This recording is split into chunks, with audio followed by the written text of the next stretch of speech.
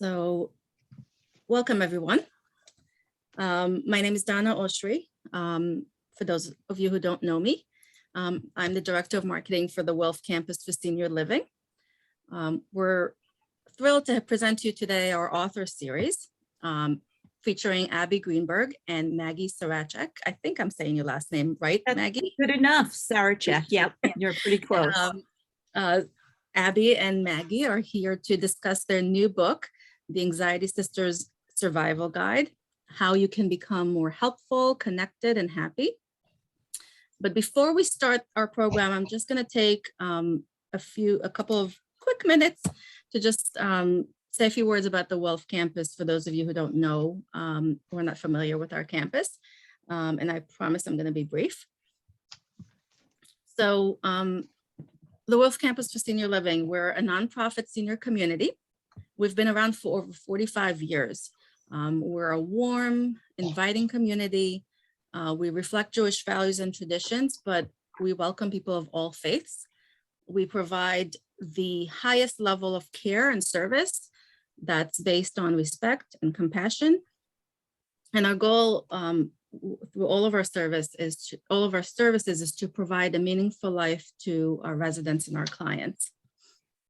So you may have heard about some of our agencies, but as you can see, our campus offers a variety of services and programs to the senior community.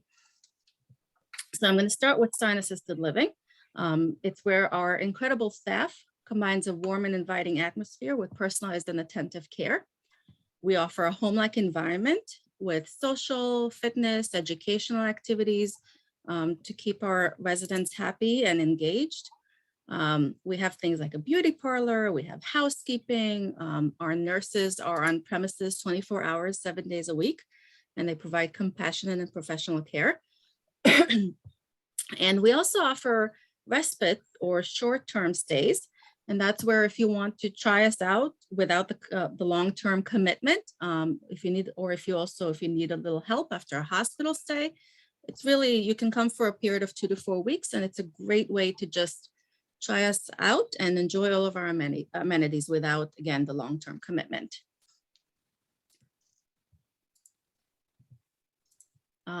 Willen Senior Residence is our independent living building. It is a HUD building, so that means that you have to meet financial eligibility requirements in order to live there. But we have spacious apartments. We have a social worker on staff for our residents, a beauty parlor. We have a wonderful convenience store that our residents run. We have housekeeping and much, much more. And then Stein Hospice provides compassionate end-of-life care. We focus on comfort and dignity of the patient, as well as support for their family. Again, we're available 24/7, including evenings and weekends, and we provide care wherever the patient happens to be. So it could be an assisted living, whether it's ours or another assisted living, at home, a nursing home, a hospital, really wherever the patient happens to be. Wilf at Home is a home care agency. We provide care wherever the patient calls home. We provide peace of mind and as well as an individualized plan of care to meet our patients' needs. And we offer skilled nursing, certified home health aides, non-medical companionship, and we also offer pastoral and spiritual care. And through Wilf Transport, the next agency that I'll talk about, we're able to provide transportation services. So Wilf Transport, we offer transportation services to seniors and individuals with special needs. We take people to medical appointments, dialysis, shopping trips, wherever they need to go. All of our vehicles through Wilf Transport are ADA compliant and wheelchair accessible.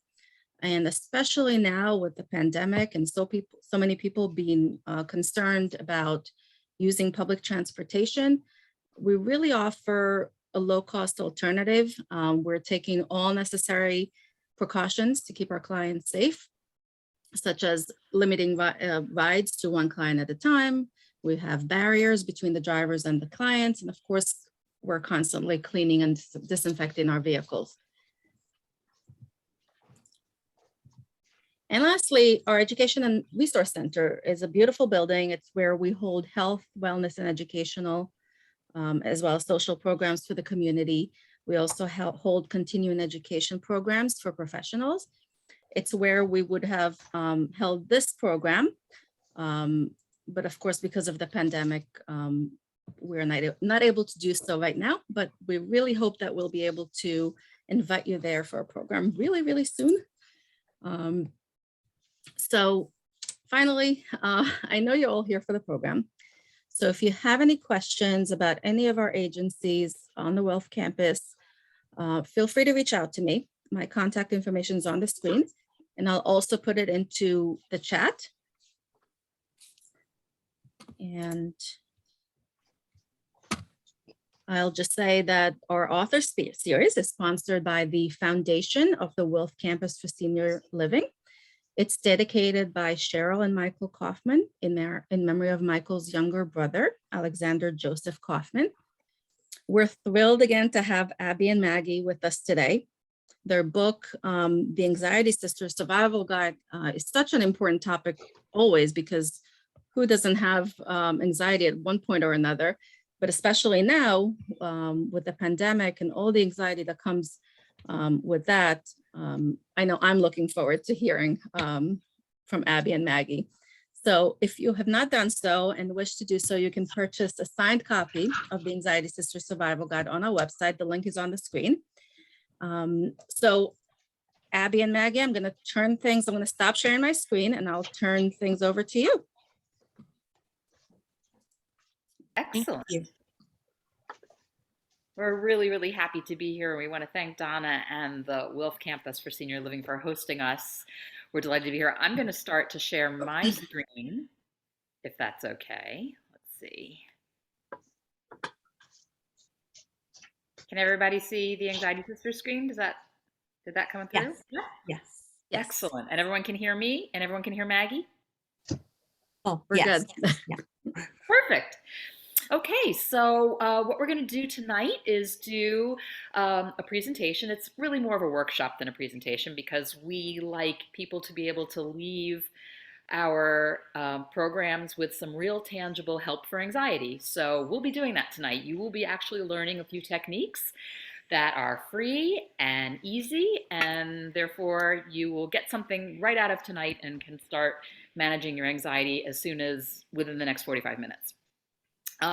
We do it's about a 45 minute presentation that we do. And then we usually do, 15 minutes or so of question and answer at the end. So if you have a sort of a general question that you don't mind holding off till the end, that would be great. If you have something urgent you'd like to ask, go ahead and type it into the chat, and Donna will probably wave at us and let us know that there's an important question.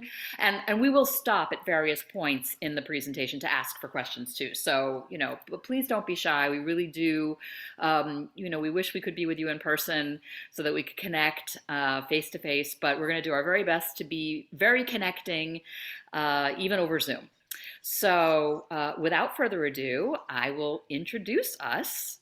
I'm Abbe Greenberg, and my partner in green is Maggie Sarachek. Hi. Hi, everyone. And together we are the Anxiety Sisters. I should just answer the first question that's coming to your mind right now. We are not actual sisters, but we are soul sisters. We recognized in each other kindred spirits when we were in college back in the 80s, 1980 something. We really bonded over our struggles with anxiety and a little depression and some other things mixed in there too. Back in the 80s, there wasn't the same vocabulary, and conversation about mental health wasn't as mainstream as it is now. It's gotten a lot better, although certainly it's not perfect, and we want to take the conversation even further. But when we were in our 20s, we really didn't know what was wrong with us. So it became our life's mission once we figured it out, and then figured out how to manage it. And by the way, that took 20 years. But once we were able to do that, we decided we would spend the rest of our lives trying to save other people some time. So, professionally, I am a professor in communication, or I was before I stopped to do Anxiety Sisters full time. And my partner, Maggie, is a social worker, trained social worker.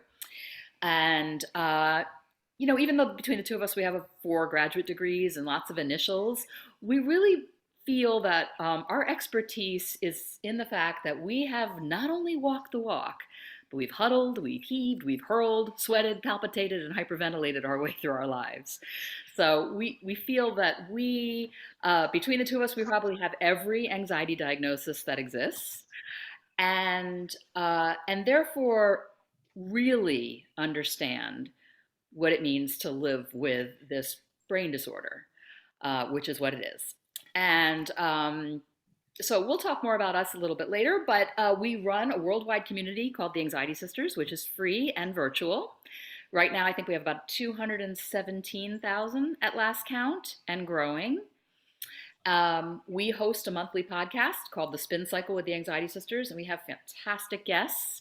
So feel free to check it out anywhere that you get your podcasts, Apple, Amazon, Spotify, Audible, wherever. Before the pandemic, we spent a good amount of time on the road conducting workshops and overnight retreats on all different anxiety management topics for all different audiences. We worked with teens, we worked with adults, and we loved it. And we can't wait to get back out there. We have our fingers crossed that Omicron will cooperate and let us get back out there maybe next month, we're hoping. And for the last 10 years, Mags and I have been conducting sort of a research, an ethnography of the anxiety experience. We started out interviewing a few hundred anxiety sisters for our book. And now having this huge community and having access to so many experts in different fields worldwide, including neuroscience, we've talked to thousands of people at this point. So on top of our own experience and our credentials, we also have this ethnography of the anxiety experience for people all over the world. And our community is worldwide. We have Anxiety Sisters in Rwanda. So we are everywhere. And our first book has just been released this past September from Penguin Random House. It's called The Anxiety Sisters Survival Guide. And our talk tonight is based on some of the things that are in the book. And did I miss anything, Mags? No, I think you got it. I covered it? Yep, you think you got it all. All right. Well, anybody can ask us anything as the presentation goes on, and you can ask personal questions too. We're open books. We're those people that talk loudly about their anxiety in public. Right. So they got that when I told everyone I just cut my bangs myself using my nail scissors. Yeah, they got that. We're open books. We talk about stuff most people whisper about. So in any case, but that's part of our mission, is to normalize and destigmatize the experience of anxiety and other related disorders like depression. So usually when we start a workshop, we spend about a half an hour going into some very basic neuroscience, but I know that does not sound like a lot of fun to most people. So we've cut it down to a 5-minute animated film that we have made that will explain the very basic and reductive neuroscience behind anxiety. But we feel like it's so important for people to understand what's going on in your brain when you're feeling anxiety, because we want you to know it's not your fault. And we want you to know it's a real thing. Anxiety is a disorder. So I'm going to put on this movie, and hopefully everybody can hear it. Our experience of anxiety is rooted in the brain. As a tummy ache is a sign of intestinal distress, so anxiety is a sign of an imbalance in the brain. In other words, anxiety is a brain pain. Just like any other illness, anxiety is fundamentally a physical malfunction. We often think of the brain as an organ in our bodies, but this is a bit of an understatement. The brain is the organ. It controls everything from movement to emotion. Nothing in the body happens without interacting with the brain. Everyone talks about the mind-body connection, but this implies that each could be without the other, which is not the case. The brain is the body and directs every bodily function. Just think of this. When you break your ankle, you lose mobility in that foot, but we do not expect this fracture to compromise your ability to do a crossword puzzle. When a part of your brain malfunctions, as in the case of a stroke, the ability to move your foot may be affected, as will possibly be your speech, your emotions, and your intellectual abilities. This is the brain's limbic system, which is its emotional center. Of particular importance is the amygdala, often referred to as the brain's early warning system, which lets the hypothalamus, the brain's command center, know when it perceives that danger is near. The hypothalamus then initiates the fight or flight response we anxiety sisters are so familiar with. The rapid heartbeat, the shallow breathing, the nausea, the tight muscles, the sweatiness, the dizziness, etc. This process is so fast that you may startle before you even know why. Your emotional brain has taken over. Rationale is not part of this equation. Evolutionarily, there is an excellent reason for this fight or flight response. It was how human beings escaped saber-toothed tigers, woolly mammoths, and any other threat to their survival. So let's see this process in action. Say you are walking in your yard, minding your own business, when suddenly something slithers across your path. Your eyes identify a snake and immediately send a stimulus alert to your amygdala. Your amygdala then sends a danger signal to your hypothalamus, which, in its capacity as command center, then sets off the somatic fear response through the nervous system, shaking, recoiling, rapid heartbeat, etc. In an anxiety brain, the amygdala tends to overreact and send out the danger signal prematurely, too often, or too intensely, thereby sending the hypothalamus and the entire limbic system into overdrive. Essentially, your amygdala is trigger happy. Any signal it receives from the senses can result in a total body fear response. It is this process that leads to panic attacks and can also account for the constant heightened state of vigilance many anxiety sisters report. The amygdala is like an elephant. It remembers everything, which is bad news for anxiety sisters. As archivist for sensory memories, the amygdala associates various smells, sounds, tastes, and sights with emotions, which explains why a place where you experienced a panic attack can itself bring one on. What the amygdala perceives as threatening or dangerous becomes a cue for future reference. Thus, whenever one of those cues is present, you will feel scared or anxious, even if that cue is not currently threatening. This creates an even bigger problem, because every time the same message is sent between nerve cells in the brain, a neural pathway is carved out. The more often that signal is sent, the stronger the pathway gets. This is how habits are formed. So if you associate the dentist with a fear response, each time you experience fear at a dental clinic, you reinforce that neural pathway. Sometimes these pathways are so ingrained that even a picture of a dentist can cause a fear response. A final, but really important neurological topic we need to address concerns neurotransmitters, which is a fancy name for brain chemicals. These brain chemicals transmit signals throughout the body, telling, for example, the heart to beat, the lungs to breathe, and the stomach to digest. What is most important to know about these neurotransmitters is that they need to be in balance. The two most well-known neurotransmitters are serotonin, most of which is found in the gut, anxious stomach anyone, and which is responsible for regulating mood, appetite, impulse control, sleep, and libido, and norepinephrine, located in the brain, which is a stimulant responsible for physiological arousal, such as increased blood pressure. Neurotransmitters are the targets of drug intervention in the treatment of anxiety and depression. Selective serotonin reuptake inhibitors, commonly referred to as SSRIs, are a class of medication that aims to increase deficient levels of serotonin. Examples of these meds include Prozac, Paxil, Zoloft, Celexa, and Lexapro. Serotonin norepinephrine reuptake inhibitors, or SNRIs, are designed to target deficiencies in both serotonin and norepinephrine. Examples include Effexor, Cymbalta, and prestige. So, to summarize, anxiety is not a decision or a choice or a personality trait. It is a disorder, a brain disorder caused by a hypersensitive amygdala and some heavily traveled neural pathways that serve as an automatic default to the fear response, which is what causes all those terrifying physical symptoms that make you think you might be dying. But there is good news here. The brain is very malleable and adaptive, which means new neural pathways can be carved out to replace the old ones, and medications can target chemical imbalances. Anxiety and other brain disorders are treatable.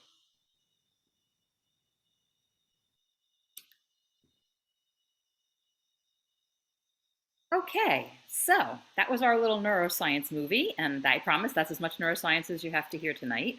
But just to summarize the most important parts of the movie, we want to say that anxiety is located in the brain. In fact, here is a scan, an MRI scan showing a normal brain on top and an anxiety disorder brain on the bottom. So even though we have no blood test for it and we call it an invisible disorder because it's a mental illness and mental illnesses no one can see, they can be seen, but they can be seen on scans.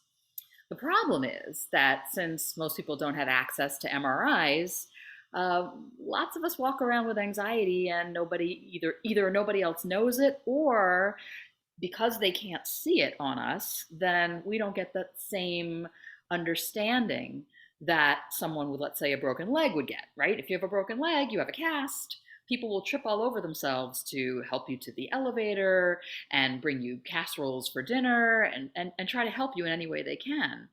But if you suffer from anxiety disorder, that's not usually the case because people don't necessarily understand something that they can't see. But we want to let you know that anxiety is as real as any physical malfunction in the body. It's not a personality trait. It's not laziness. It's not a lack of discipline or a moral failing. It's not a choice. It is a disorder, not a decision. Before we move forward, are there any questions about the neuroscience part that we've talked about? Is there anything that we didn't make clear or that you would like further explanation about, or questions in general? And you can ask us questions about it later too. So don't feel this is your last chance. It's not. Okay, so here is a drawing of the brain. And you can see that little bulb of green right in the middle there. That's the amygdala that we talked about in the movie. And that amygdala is the part of your brain that is trigger happy or in overdrive if you're an anxiety sufferer. Now, the reason that we want to show you this is because Daniel Goleman gave the name amygdala hijack to that situation where your fear response gets set off too quickly or too intensely or too easily, right? So we could be standing in a grocery store minding our own business and suddenly our amygdala says, oh no, danger, even though no danger. So that state is called amygdala hijack, which is also known as the fight, flight, or freeze response. Okay, so we call that the stress response, the anxiety response, or fight or flight, and we'll use that interchangeably for the rest of the evening. But what's important to know about the amygdala hijack is that when that occurs, when your body is in that stress response, right, then your limbic system, which is the feeling part of your brain, it no longer connects with the prefrontal cortex right here in your forehead, which is the thinking part of your brain. That's the part of your brain right behind your forehead here that's responsible for executive function like planning and understanding consequences and organizational skills. That's all here. And when your limbic system, led by your amygdala, is in overdrive, there's a lot of disconnection. So if when you get anxious, you think to yourself, wow, I can't think clearly when I'm anxious. Well, that is absolutely the case because the Wi-Fi gets spotty, right? The brain, the limbic system takes over during amygdala hijack. So when you're in fight or flight, remember when we saw the woolly mammoth before? Basically, what's happening is your brain is saying you are in danger, and that is the only thing that you need to think about right now is getting out of danger. Whether or not you're actually in danger That is what your brain is telling you. So basically your brain is saying, let's get ready to either fight this out or run away, or in certain cases, freeze. So that explains a lot of those really troublesome symptoms that we all get when we're very, very anxious. Some of us find ourselves sweating a lot, or our muscles, we almost feel like we could break. Our muscles get very swollen. We feel our heart beating quickly. We're having increased blood flow to parts of our bodies, particularly our legs, which are going to help us run away or fight. And so we may have things like we may feel, I don't know, our hands may feel numb, or parts of our face may feel numb. Our digestion, basically the opposite of the anxiety response is the rest and digest response.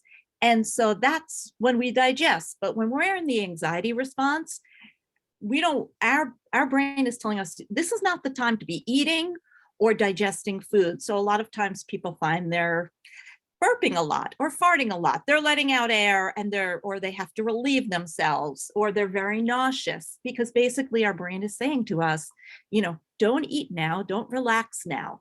This is the time to be on high alert. And so all of the symptoms that you have basically can be explained by this whole idea that your body's trying to get you to be on high alert. So what we want to do tonight is to teach you sort of how to flip the switch because we can learn techniques to help our bodies get from fight or flight back to rest and digest, that time where we are not in the anxiety response. So the cheapest and easiest way to flip that switch, to get out of that fight or flight and to get your body into that rest and digest, is through the breath. And before we look at this GIF here, I want to explain really quickly. When you are preparing to fight or flee an enemy, the human body, the way our lungs function, we begin to breathe very shallowly and rapidly, like panting, right? And so when we take in air, it's only coming to the top of our chest. Okay, we're only getting air into the very top part of our lungs. When we are in rest and digest, we can take much deeper and fuller breaths all the way into our diaphragm. So one way to kind of fool your brain into thinking that everything is okay is to, even when you're feeling anxious, to take those very deep belly breaths, right? All the way into your belly, because your brain will say, I'm breathing really deeply. If I'm breathing really deeply, there must be no emergency.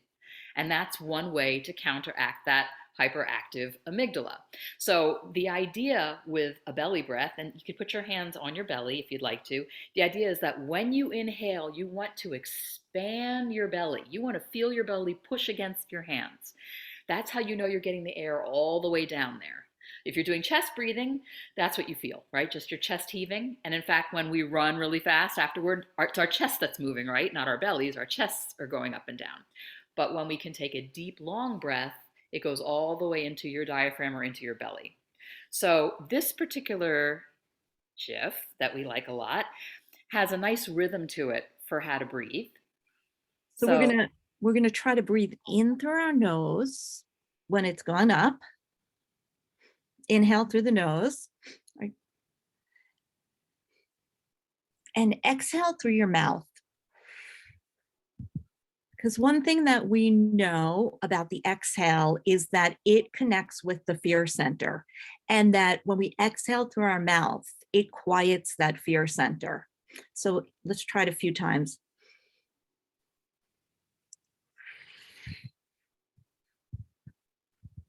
And there are GIFs like this all over the internet. If this one is too fast or too slow, they're just about everywhere. You find the right rhythm for yourself. The last thing I just want to say as you're breathing is that for some people, I was one of these people. I could not use breathing when I was really getting panic attacks for a long time, it would, everyone said, breathe, breathe, breathe. And I would say, I hyperventilate, I hyperventilate. So now I use breathing all the time quite effectively. But, this is just one option for you. We're not saying this is the only option, but breathing really does signal to your brain that you're not in fight or flight. So we have some other options to manage anxiety responses too. Yes, Mags is right. One thing that we make really clear in our book is that one size does not fit all. In fact, one size may not fit the same person 2 days in a row. We've had that experience too. But the point is that we feel that you need to have a whole arsenal of strategies and techniques to manage anxiety. And also, Mags and I don't believe in saying should. We don't believe that there should be prescriptions. People should choose what works for them. So we literally present in our book hundreds of techniques. So you have tons of choices all the time, and we're presenting 4 of them tonight. But Mags is right. If breathing doesn't work for you, and if it makes you more anxious, or it for whatever reason doesn't calm your system, then that's it. Move on to the next one that we're going to show you now. And guess what? Even if breathing doesn't work for you today, it might work for you tomorrow, because that's how human beings are. We tend to be very unpredictable in that way. I wanted to say something else about the breathing, and I just forgot what it was. Senior moment. Oh well. Okay, so another technique to use to manage your anxiety response is, Mags? Yeah. So we also we like to use something called grounding. Now, a lot of you who've had particularly panic attacks, but any kind of anxiety, know that anxiety can be so discombobulating, and in fact, sometimes we can even do something that's clinically called depersonalization or disassociation. Abbe and I like to call it floating. But basically, that's that feeling when you're not quite in your body, almost like you're looking down at yourself from a different place. And a lot of times during panic attacks, that's something that all of us experience. And so we think it's really helpful to know this grounding techniques, actually. So some people find it very, very helpful if you could actually literally put your feet on the ground, especially if you could be outside, if it's not freezing out, and put your bare feet on the ground. But also anything that kind of brings you back to your senses. Anytime you can use your senses, you're actually grounding yourself. So for some people, grounding is something that they'll eat something that has a very strong taste, and that kind of grounds them back into themselves. That might be like a sour lemon candy, or someone I know eats coconut when she's really, really anxious, because it's such a strong taste. It kind of puts her back in her body. Having something that you can touch. Here they suggest Play-Doh. We suggest Play-Doh, but it could be any number of things that you can touch. Abbe and I both love using cooling towels, to just cool ourselves off, and that helps us kind of feel our body. Real cold helps us feel our body. Or some people like to wear a rubber band that they can snap. They wear it around their wrist and they snap it. Again, it's all about feeling your body, feeling inside your body. So there's we're going to talk about this a little more, but there's a lot of different ways you can do this. Just think about all your senses. So we're going to help you practice right now. So I like to ground. Usually I like to have things to ground with, but if I'm someplace where I'm sitting there and I can't take out a strong taste or smell, this is another great way to ground. So right now, just look around you real quick and see 5 things you can see. Abs, what can you see? Anything specific? You can see me. I can see my You can cat. see your cats. Yeah. 4 things you can feel. And so if you have an animal right around you, you can feel them, but you can also just feel whatever kind of clothes you're wearing. You can feel your feet on the ground. 3 things you can hear. Obviously you can hear my voice, but maybe you can hear your heating system or some background noise of someone else in your home or something from the street. 2 things you can smell.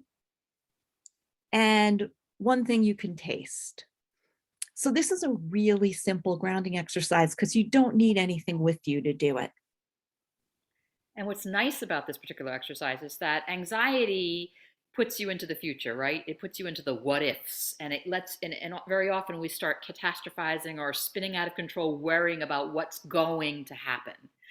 And this exercise makes you be right here and now. You can't focus on anything happening in the future because you are too busy engaging all of your senses in the here and now.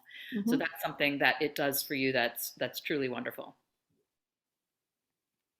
Okay, but let's just say grounding isn't for you, or at least not today. We have a third technique that we can try, and that is what we call a spin kit. Now, a spin kit, very simply put, is a first aid kit for anxiety or depression or any mental health, any mental disorder.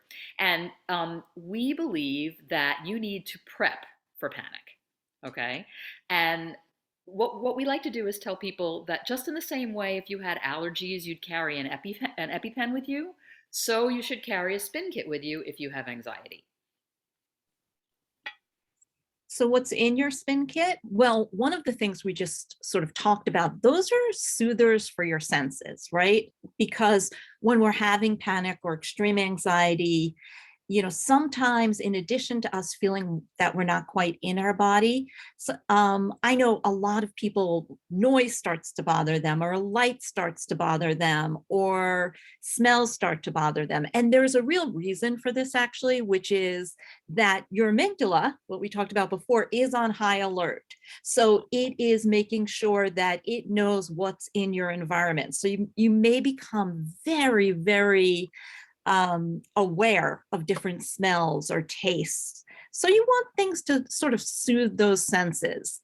So some of that might be like a really pleasant smell, essential oils, maybe lavender or eucalyptus. That might be something really soft to touch or really hard to touch if you like that. It might be, some people even like to have sandpaper, or other people like to have something really gentle to touch. So you kind of go through your senses. Some people like to have music with them. That's very soothing for them. The second thing we need is distractors. And distractors, we always tell people when you're having anxiety, don't fight against it, right? The more you fight your anxiety, the stronger it will be.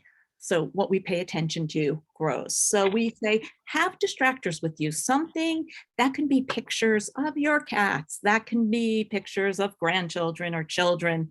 That can be, I usually have crochet with me. I just do a little bit of needlework. It distracts my hands, and it feels good.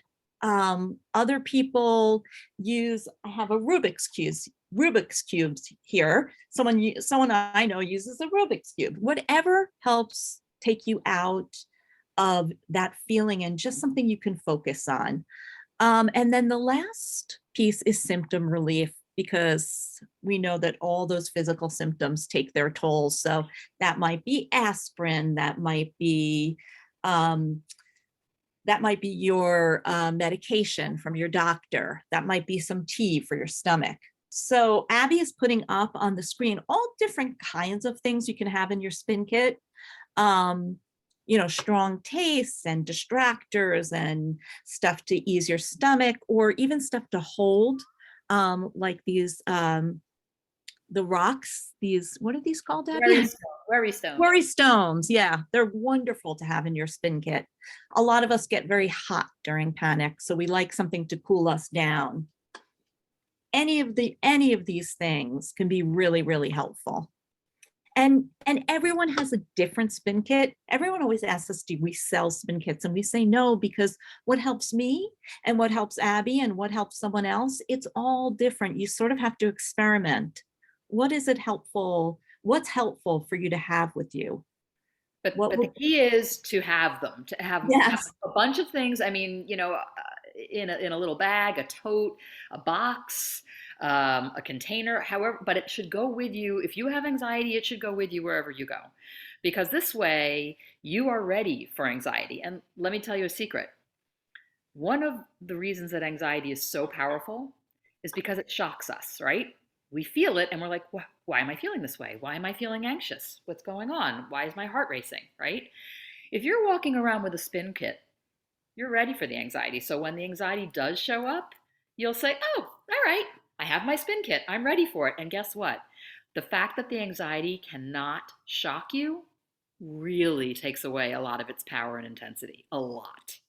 So you'll notice that just by carrying around a spin kit, subconsciously you're ready for the anxiety and it is not going to be able to do a sneak attack on you. It's true. And you also remember that we said you don't have a lot of access to that frontal lobe where you can make decisions and plans when you're in the middle of panic or anxiety. So sort of having this bag with you that you could just look in and say, oh, let me try to have a mint. Let me see if that helps. Or, let me have some rescue remedy. That can be really helpful because you don't have to then start thinking at that point. Right. You don't have to very stop hard. and say, what do I need? What do I need? You can just Yeah, say, exactly. here's what I need. And let me tell you, if you have anxiety about flying, take a spin kit with you on the plane. Absolutely. Game changer. It's a game changer. 100%. Definitely. Okay, so our fourth and last technique we're going to cover tonight, even though there are literally hundreds more, is something that I studied a lot in my graduate work, and that is self-talk. Research has shown time and time again that the most powerful voice that your brain can hear, that your ears can hear, is your own. More powerful than any other voice. So Mags and I are huge advocates of talking to yourself out loud, which in this day and age where everyone's on their cell phone with the little earbuds, everyone's talking to themselves all the time anyway. No one can ever tell. So it works out quite well. In the 80s, when Mags and I were starting with this, then it was a little harder to talk to yourself all the time. But we really recommend literally speaking to yourself. Why? Because let's just say what I say to myself is, okay, I'm feeling really anxious right now, but this too shall pass. This will pass. When my brain hears my voice saying everything's going to be okay, it believes me. And it flips the switch from that fight or flight into rest and digest because it hears my own calming voice. And you can use any mantra or affirmation or a gentle command. I used to use for myself when I was having panic attacks, I used breathe in, breathe out. And I would literally say that, breathe in, breathe out. Oh, I just remembered what I wanted to tell you about the breathing. So just going to interrupt you for 1 second here. The breathing, if the breathing does work for you, know that it takes about 10 of those belly breaths to flip the switch. So you're literally only 10 breaths away from reduced anxiety at any given time. Okay, back to the self-talk. Sorry about that. One thing about the self-talk that I just want to interject, I know Abby's going to talk about this too, but it has to be very gentle. So, I know that I can sometimes talk to myself in a way that's a little bit harsh. When I'm not able to do something, or when I used to get panic attacks, I would always say to myself, what's wrong with you? Why can't you just do this? Or just get over it, right? And remember that when people yell at us or when we yell at ourselves, that's one of the things that indicates danger, and we go into fight or flight. So when we're doing these mantras and doing these affirmations, they have to be very gentle and understanding, compassionate. Exactly. You want to talk to yourself as you would a dear friend or your child, right? You want, when you're not really, really mad at them. Right. When you're not really, really mad at them. We're trying to get them to wake up and go to school. Right. Right. But so not that you know anybody like that. Yeah. So, you want to talk to yourself like you would a dear friend, very compassionately and kindly, and say things like, I can do hard things. I will outlast this. I can do this. I am okay. Some people just like to use one word. Some people say peace. Some people will say namaste. Some people will just use a chant. Prayer works in the same way. I mean, in other words, however you can soothe yourself out loud and tell your amygdala, false alarm, no danger here, we're cool.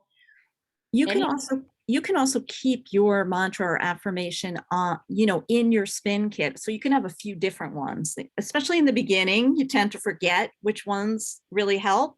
Yeah. Or if you have, I have a little coin that I used to have in my spin kit called, and it says, "This too shall pass" on it. So, you know, having these around is very, very helpful.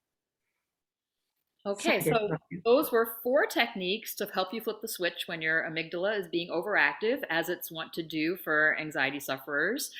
We talked about breathing from the belly. We talked about carrying a spin kit. We talked about self-talk, and we talked about grounding and keeping yourself in the here and now. So those, hopefully, at least one of those is something new for you to try and help you with your anxiety. And at this point, we will take questions from anyone who has any.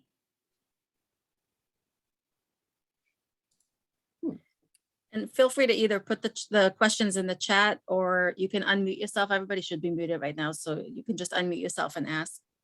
I think there is a question in the chat. Oh, what is Rescue Remedy? I see Ah. that. Yeah, one of our favorite products. Yes, So you can get it at the Whole Foods or on Amazon, and it's an all-natural product.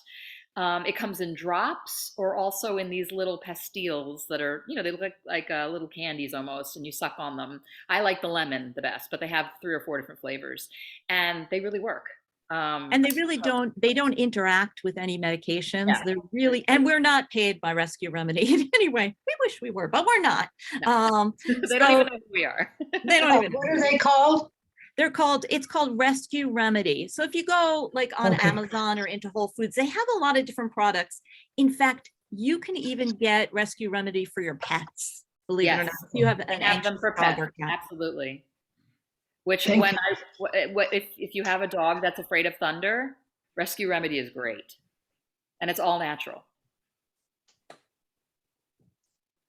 I find lavender, I'm a certified aromatherapist, and I use a lot of Young Living essential oils. Peace and calming and lavender work perfect for me, and a lot of my lavender is my like go-to. I live by lavender. Yes, I actually just bought some the other day, some fresh, but even any kind of lavender spray or anything I could use in lavender. We have been getting notices from a lot of people that they're allergic to lavender, so we always want other alternatives too. But I love bergamot. That's my favorite. Oh, that's great. You know, and it only takes, when you inhale it, it takes 22 seconds to go through the blood-brain barrier. Yeah. And you know what? Aromatherapy is one of the things that help me the most, because and I think Abby too, because our senses get so overwhelmed when we're really anxious. So I'm really glad you brought that up. Thank you. One more thing, when I worked in assisted living here in New Jersey, I was the activities director, and especially when we were playing bingo, my residents would get all upset. So I started my room out diffusing the lavender. Some of them came in, "You're in my seat, that's my seat." And I know Donna knows this, but it's like after a while, I'm going, "It's okay, you're in another seat." And all of a sudden they're sitting there getting relaxed, and they're all looking at each other like, "What the heck happened here?" It was definitely. That is also, we have people who tell us when they have night panic, they wake up in the middle of the night with a panic attack. And one of the things some people do is they put on their diffuser before they go to bed. Yeah. And it really helps them, you know, sometimes sleep through the night, or if they do get a panic attack, it's something that's really calming. Yeah, one more. My son, they just got a new rescue dog, and the dog is nuts, okay? But what I tell them to do is take a little bit of lavender and go down the spine of the back of him, and just put his hand in front of him, and the dog was calming down. So now they're kind of diffusing, because he's scared. He's a rescue, you know, and they're trying to love him. They think he's afraid of being loved, you know? Yeah, absolutely. Just like a human being sometimes when we've been abused. Yeah. Thank you. Thank you. Thank you for sharing that. That's wonderful. Thank you. Anybody else have something to share? We love sharing what works. Or any general questions about. Someone has their hand up here. I think Paula has her hand up. Yes. What do you think about Himalayan salt lamps? What's your experience with Where that? is I have mine? them all over my house. Where is mine? I have several too. You So also. the thing for people to remember, and you probably know this, Paula, is that they're all different qualities of lamps. Some are really good quality, some are sort of not the real thing, and to make sure that you get a really good quality. I find that light very soothing too. Even a lot of people find it helps their allergies. Some people find it helps with anxiety and have it set up at night. How has it helped you? I have them actually in every room in my house. I leave them on 24/7. Wow. I find that I live alone, so I find that for me, the light is very soothing. Yes. And for whatever reason, it doesn't, it definitely diffuses through the house. When I'm shutting off the lights for the night and the lights are still on and they sort of connect like from room to room, almost like a guided pathway, lit pathway. But I find that the light is very soothing. And I wanted to bring that up because as another possibility for people. Yes. Oh, absolutely. Such a good one too. We talk about it in our book in the section called Anxiety Management Gems, because it's just such a nice, and even though the research, there really aren't any large studies that show it's effective, the anecdotal evidence is overwhelming. And my thought is, what's the worst that could happen? You have this beautiful little lamp that makes you smile when you see it. That's the worst that could happen. And what if it really works? I do find it very soothing. Yeah. Someone asks, what does a person who resorts to smoking and having a glass of wine to distract them from their anxiety do, especially if they're not really being rational at the time? That's a great question. That's a great question. Well, I mean, we do know during this pandemic, particularly, but even before this, sales of liquor have gone way up, and so, first of all, let me just say that none of us, when we're having a lot of anxiety, are being rational, right? None of us, that's sort of the nature, like we talked about, your amygdala is taking over. And so I think that we would both say the first thing is I don't know if this is for this person or someone in their lives, I'm not sure. But the first thing that we would both say is to have a lot of compassion, that this particularly is such a difficult time.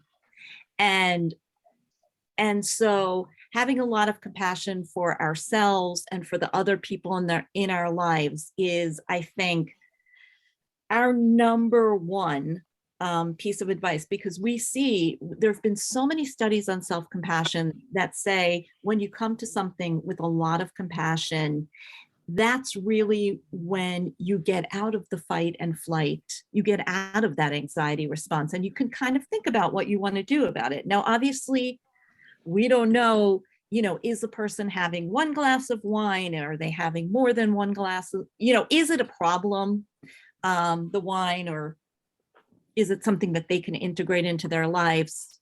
We know that smoking is another major, major, major challenge. And smoking cessation is one, from what I've heard from everyone who's done it, it's one of the hardest things they've ever done. Yeah. So we would say but concretely, this is how self-compassion looks. When you say to yourself, well, I'm not going to get upset with myself for grabbing a cigarette or reaching for the wine because I've been feeling really, really anxious. And of course, I'm going to look for something to soothe that. That's totally human. Like all humans, when I'm suffering, I want to be comforted. And to talk to yourself really kindly, because that will help you access that cognitive part of your brain. It'll help you get out of that anxiety, which, as long as the anxiety has hold of you, then it's hard to move away from this. We talk to people all the time. We actually did a retreat for women with eating disorders.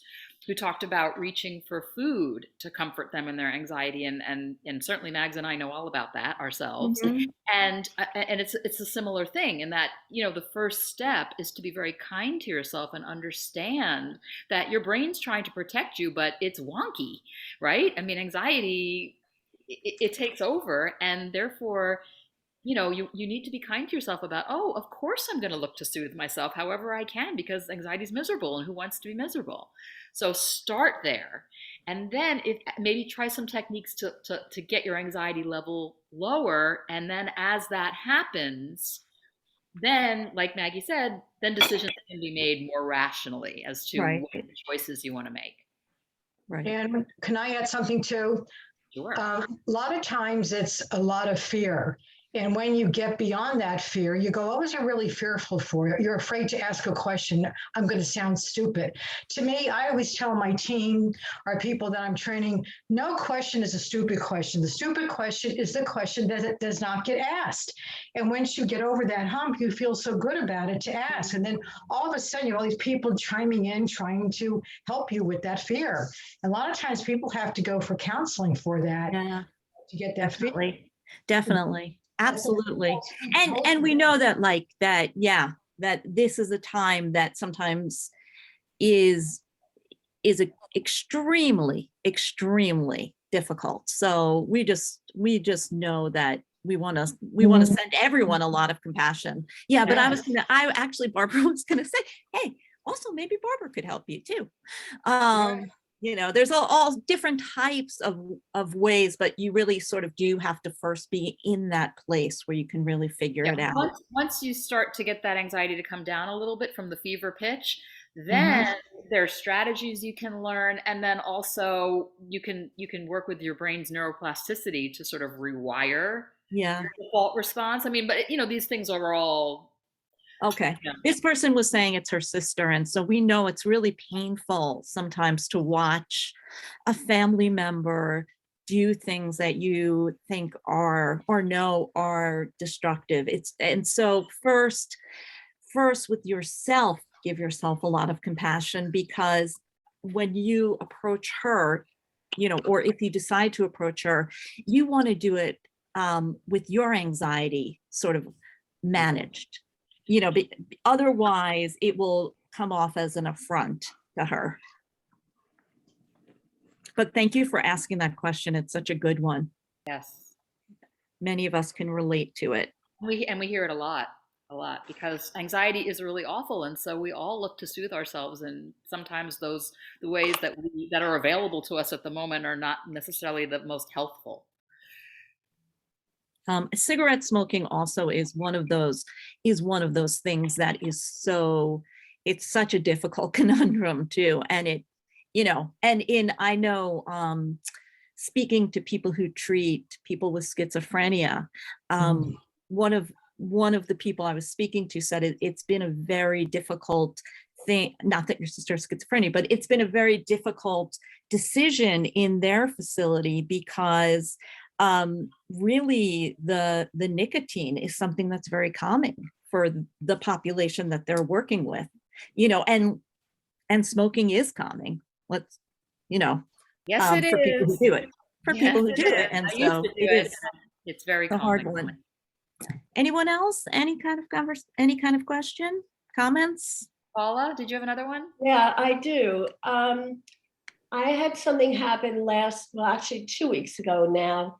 I find that your program is very timely for me. But my daughter was out of the country, and she lives in Colorado, Superior, Colorado, where they had the fire. Yes. And I got a text message that said, from Colombia, South America, I always tell you not to worry. I am now telling you to worry. Mm. And that was while the fire was going on, and she was anxious that it was going up the hill towards her house. I was anxious. We were texting back and forth. I didn't sleep at all that night. I couldn't do anything. I did have 2 glasses of wine, I might tell you. Yeah, that. But it was over the course of a night. I was up the entire night. It took me, we know her house is standing. Okay. However, her town is destroyed. I will tell you, it took me 1 week. My hair turned white, no joke. My hair turned white, literally overnight. And it took me a week to calm down with what I did myself, churning inside. I until we got notification that her house was standing. We know that the community is gone.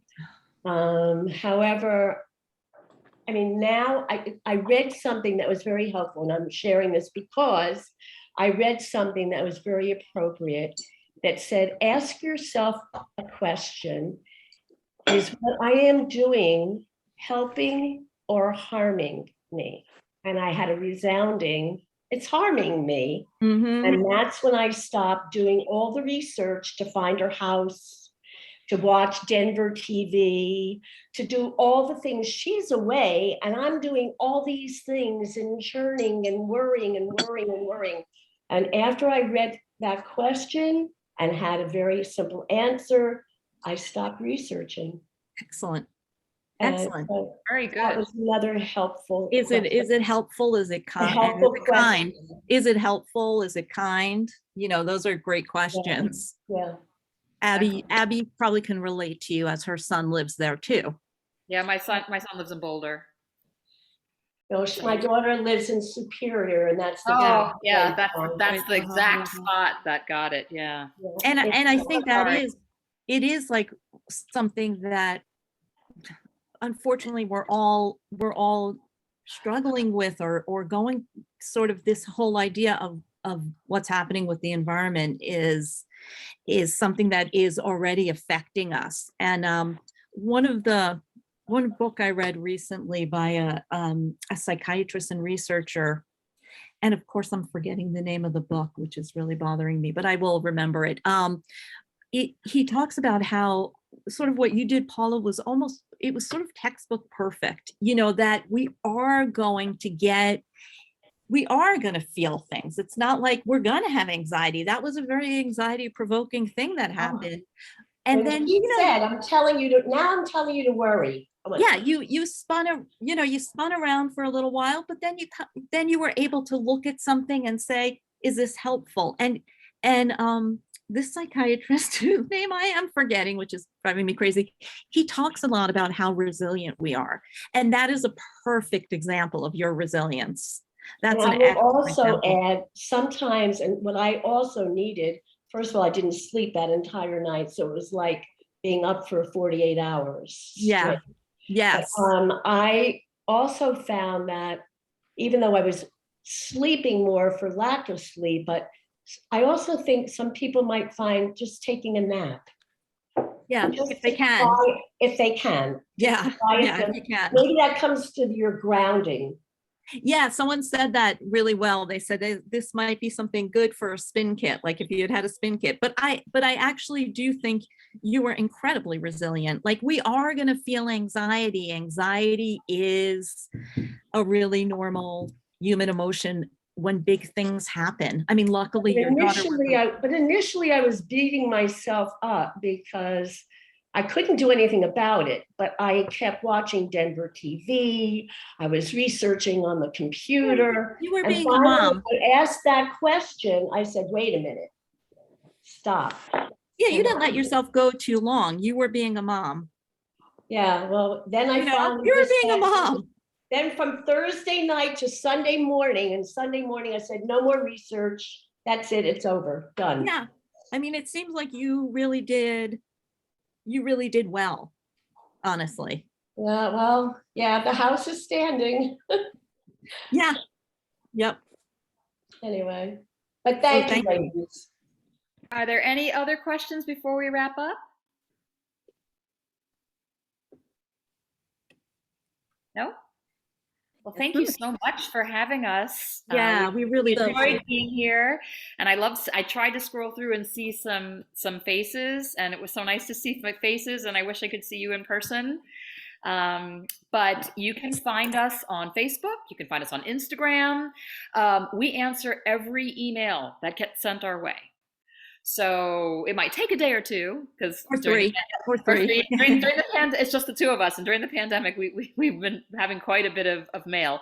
But you can find us at Abs and Mags at anxietysisters.com. If you go to Facebook, you can direct message us through Facebook, and we will answer any question that you have and respond to every email that is sent. So please don't be a stranger, and thank you for having us. And PM us on Facebook too. Yeah, we really enjoyed our time with you. Thank you. Thank you so much, Abbe and Maggie. This was really, really helpful to me personally. It's such an important conversation. And I know I learned a lot. So again, if you'd like to purchase a signed copy of the Anxiety Sisters Survival Guide, you can do so on our website, and we'll get it to you as soon as we can. And save the dates for our next author series programs. On March 10th, Dr. Bobby Lambert will discuss her book, From Trauma to Healing. And then on May 11th, we have David Page, who will talk about his book, Food Americana. And if you know, you might know the Food Network show, Diners, Dive-Ins, and Dives. Yeah. David Page produced and created that show. So we're very excited to bring both of those programs to you. I'm going to both. Yeah, great. I know, me too. Me too. I'm like very excited.